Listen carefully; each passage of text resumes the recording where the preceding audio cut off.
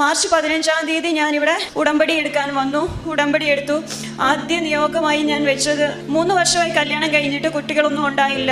എപ്പോഴും ഈ അസുഖവും ബുദ്ധിമുട്ടും ഹോസ്പിറ്റൽ ജീവിതവുമായിട്ട് ഞാൻ മുന്നോട്ട് പോയിക്കൊണ്ടിരിക്കുമായിരുന്നു. അപ്പം ഞാൻ ആദ്യ ഉടമ്പടി വെച്ചിരുന്ന അമ്മ, എനിക്ക് ആരോഗ്യത്തോടുള്ള ഒരു കുഞ്ഞിനെ നീ എനിക്ക് തരണേ എന്ന് പറഞ്ഞാൽ ഞാൻ ആദ്യം ഉടമ്പടി വെച്ചിരുന്നത്. പരിശുദ്ധ അമ്മ എനിക്കത് സാധിച്ചു തന്നു.